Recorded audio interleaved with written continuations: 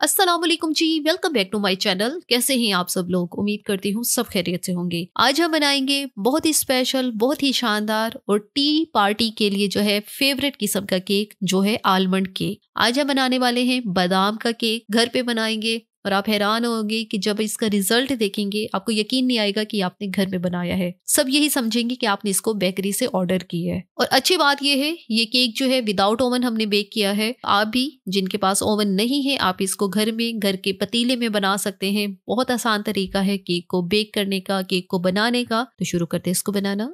सबसे पहले जो है यहाँ पर हमने एक बाउल लेना है और उसमें शामिल करेंगे आधा कप ऑयल। ऑयल जो है आपने ये ध्यान करना है कि कोई भी आपने स्ट्रॉन्ग स्मेल वाला ऑयल नहीं लेना। बटर लेना चाहते हैं तो फिर 1/3 कप आपने ऑयल की जगह बटर लेना है। और अब हम इसमें शामिल करेंगे आधा कप चीनी।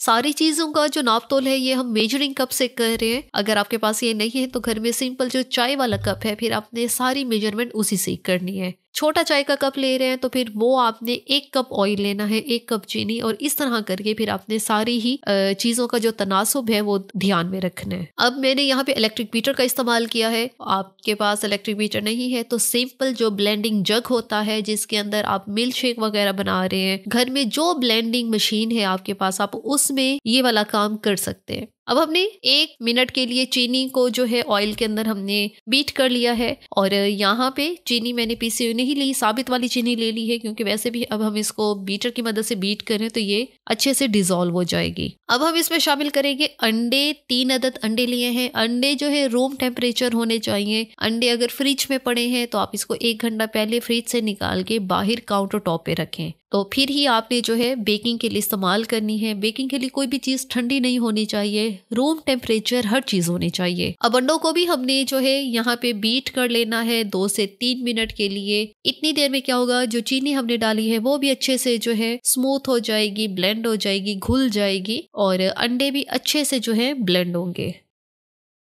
अच्छा, यहाँ पे अंडों को बीट करते हुए 2 से 3 मिनट हो चुके हैं और यहाँ पे कलर चेक करें, काफी सफेद सा कलर हो गया है। तो बस यहीं तक ही हमने इसको बीट करना है। अब इलेक्ट्रिक बीटर का काम खत्म है, उसको साइड पे कर देते हैं। अब हमने इसके अंदर जो है खुश्क मैदा वो ऐड करना है। उसके लिए यहाँ पे छलनी ली है। अब इसमें शामिल करेंगे 1 कप मैदा, 1 teaspoon baking powder, ½ teaspoon baking soda. Baking powder, baking soda, इन दोनों का जो एक कंसंट्रेशन है, जो इनका काम है वो थोड़ा डिफरेंट है। तो अगर बेकिंग सोडा नहीं है आपके पास, फिर आपने 2 टीस्पून बेकिंग पाउडर लेना है। हाँ, लेकिन अगर आपके पास बेकिंग पाउडर नहीं है, फिर आप सिर्फ बेकिंग सोडा नहीं डाल सकते, आपका केक जो है खराब हो जाएगा। तो इसलिए हम यहाँ पे दोनों का ही कॉम्बिनेशन जो है इस्तेमाल करते हैं, ताकि केक हमारा अच्छे से फ्लफी बने। अच्छी तरह से छान लें ताकि छलनी में ही जो है बेकिंग पाउडर, बेकिंग सोडा ये मैदे के अंदर अच्छे से जो है मिक्स हो जाए। एक और चीज ध्यान में रखें कि यहाँ पे अब इलेक्ट्रिक बीटर का इस्तेमाल नहीं करना। हमने यहाँ पे चम्मच लेना है और उसकी मदद से हमने इसको मिक्स करना है।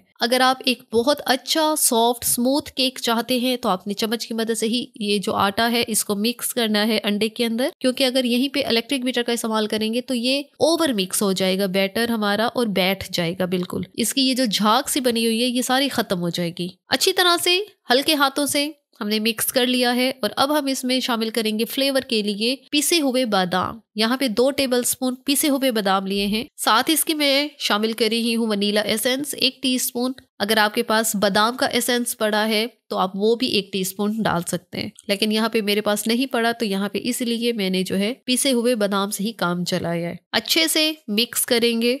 अब यहाँ पे बैटर थोड़ा थिक लग रहा है तो इसको नॉर्मल कंसिस्टेंसी में करने के लिए हम यहाँ पे शामिल करेंगे 1/4 कप दूध। इससे ज्यादा नहीं करना, वरना आपका ये बैटर पतला हो जाएगा। अगर आप सारी चीजों का नाप जो है चाय वाले कप से कर रहे हैं तो फिर आपने जो है उसी हिसाब से ही दूध जो है शामिल करना है।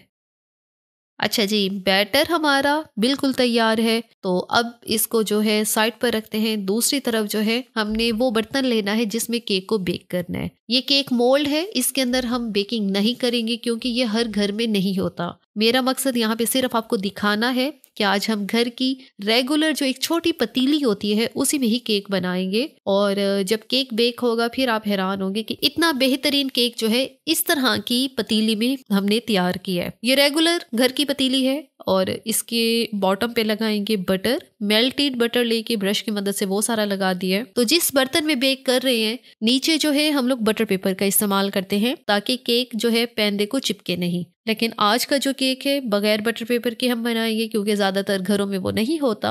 अच्छे से सारा बटर लगा दिया है। अब जो है 2 चम्मच जो है जितना हमने मैदा डाला है और इस मैदे को आपने फैलाना है। बिल्कुल इसी तरह, मेरी कोशिश है मैं कैमरे में दिखा सकूं, बिल्कुल इसी तरह ही आपने फैलाना है। हाथ का इस्तेमाल नहीं करना क्योंकि अगर हाथों से एकदम से आप फैलाएंगे तो उस जगह से जो बटर है वो फिर रिमूव हो जाएगा और केक का जो बैटर है फिर वहां से चिपक जाएगा। इस तरह से हम इसको जो है लगाएंगे। अब जो एक्स्ट्रा खुश्क मैदा है वो हमने निकाल लिया है, ये हमारा किसी काम का नहीं है।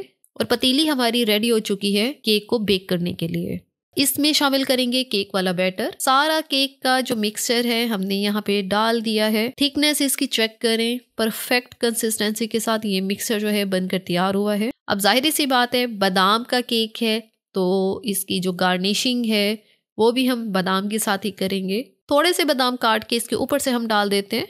तो बस यहाँ पे बैटर हमारा रेडी है। अब अगला स्टेप आता है बेक करने का। ओवन में बेक कर रहे हैं, जिसके पास ओवन है तो वो ओवन में बेक कर रहे हैं, लेकिन आज मैं सिखाऊंगी विदाउट ओवन बेकिंग। तो उसके लिए हमें कौन सा बर्तन लेना है? सबसे पहले तो इस तरह की नॉन स्टिक जो घर में बर्तन है उसमें आपने बेकिंग नहीं करनी। जी हाँ, ये चीज आपने ध्यान में रखनी है। बेकिंग के लिए नॉन स्टिक का बर्तन आपने इस्तेमाल नहीं करना वरना आपका सारा बर्तन खराब हो जाएगा। बेकिंग करने के लिए आपने अपने घर का सबसे आपका जो पुराना बर्तन है, जो पुराना पतीला है, तो आपने वो इस्तेमाल करना है। मैं हमेशा बेकिंग जो है विदाउट ओवन जब भी करती हूँ इस तरह के पतीले में करती हूँ क्योंकि एक तो इससे बेकिंग जो चीज बेक कर रहे हैं, बेशक पिज्जा बेक कर रहे हैं, केक को बेक कर रहे हैं, तो उसका कलर बहुत अच्छा आता है और बेक भी वो बहुत अच्छा होता है। अब इस तरह का घर का सबसे पुराना जो बर्तन है हमने वो लिया है।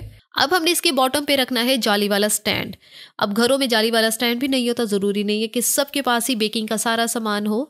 तो इसमें हम रखेंगे प्लेट। कोई भी आपने मेटल की प्लेट लेनी है, स्टील की प्लेट लेनी है, जस्ट की प्लेट लेनी है, उसको उलट करके रखना है। जो पतीला है उसका जो बॉटम है वो प्लेट की लेयर से के दरमियान में थोड़ी स्पेस होनी चाहिए। और ये किस मकसद के लिए? ताकि जो हीट है, जो आग है, वो डायरेक्ट जो है केक को ना लगे और केक नीचे से जले नहीं। अब इसके ऊपर रखेंगे केक वाला बर्तन, कवर करेंगे। कवर करने के बाद अब ढक्कन के ऊपर भी कोई मोटा कपड़ा है, कोई मोटा टॉवल है, आप वो बिछा दें। उससे ये होगा कि ऊपर से हीट जो है वो बाहर नहीं निकलेगी और केक बहुत अच्छा बेक होगा। अब सवाल ये पैदा होता है कि कितने टाइम के लिए हमने बेक करना है, चूल्हे की आंच कितनी होनी चाहिए। तो आपने जब इसको चूल्हे पर रखना है तो पहले 2 मिनट के लिए चूल्हे की आंच आपने हाई पे रखनी है। हाई आंच पे रखेंगे ताकि जो पतीला है अच्छे से गर्म हो, अंदर उसके भाप पे बने। पूरे 2 मिनट हाई आंच करें। 2 मिनट के बाद आपने आंच को लो पे कर देना है। मीडियम पे भी नहीं करना, दरमियानी आंच नहीं होनी चाहिए। आपने बिल्कुल दम वाली आंच होती है उस पे आपने इसको बेक करना है। और बेक करने का जो टाइम है वो 50 से 60 मिनट है। हाँ जी, आपको इतना टाइम लगेगा, मे बी आपको इससे भी ज्यादा लगे। और इससे पहले आपने ढक्कन नहीं खोलना। दम वाली आंच पे बेक कर रहे हैं तो केक के जलने का कोई डाउट नहीं है, लेकिन आपने इसका ढक्कन जो है 50 मिनट के बाद ही थोड़ा सा खोल के चेक कर लेना है कि केक आपका बेक हो चुका है या नहीं। और यहाँ पे पूरा 1 घंटा हो चुका है। 55 मिनट के बाद मैंने देखा था तो मजीद इसको मैंने 5 मिनट दिए हैं। अब यहाँ पे पिक डाल के चेक करते हैं। केक हमारा परफेक्ट किस्म का डन हो चुका है। और ये डन की निशानी है कि ऊपर वाली लेयर से ही आपको आइडिया हो जाएगा कि केक किस तरह से बेक हुआ है। अगर ऊपर से आपको ये महसूस हो कि अभी ये थोड़ा गीला है तो आपने इसको मजीद टाइम देना है। तो बेहतरीन किस्म का आलमंड केक जो है हमारा बनकर तैयार हो गया है, घर में बनाया है आपके सामने। अब हम इसको डीमोल्ड करते हैं, पतीली से बाहर निकालते हैं। और आप देखिएगा कितना इजीली ये केक जो है पतीली से बाहर आएगा क्योंकि हमने इसको पतीली के अंदर जो है बटर लगाया था, खुश्क मैदा लगाया था। इजीली केक बाहर आ चुका है, कहीं से ये नहीं टूटा और बेहतरीन किस्म का ये आलमंड केक जो है ये बनकर तैयार है। और अब इस केक की एक जो स्पेशलिटी है वो है हनी। इसके ऊपर शहद का इस्तेमाल करते हैं और 2 से 3 टेबलस्पून टॉप लेयर पे शहद जो है वो डाल देते हैं। बस 2 से 3 टेबलस्पून इनफ है। मैंने यहाँ पे 2 टेबलस्पून शहद का इस्तेमाल किया है। किसी भी ब्रश की मदद से आप इसको फैला भी सकते हैं या इसको ऐसे ही छोड़ दें। तो यहाँ पे केक को कट करते हैं। मेरे काटने से ही आपको आइडिया हो चुका होगा कि केक हमारा कितना फ्लफी है, कितना स्पंजी है। और इसकी थिकनेस चेक करें आप लोग। अब यहाँ पे इसका स्पंज चेक करें, जालीदार बेहतरीन सा हमारा केक जो है वो बेक हुआ है। और मैं इसको प्रेस करके भी आपको दिखाती हूँ।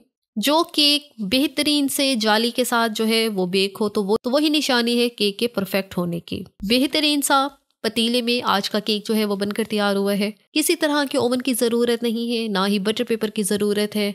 और शानदार सा बेकरी वाला आलमंड केक जो है घर पर तैयार है। इसी के साथ ही यहाँ पर वीडियो का इख्तिताम करते हैं। अगर आपको हमारी आज की वीडियो अच्छी लगी है तो अपने चैनल को लाजमी सब्सक्राइब करना है, वीडियो को लाइक और शेयर भी ज़रूर करना है। Thanks for watching the video.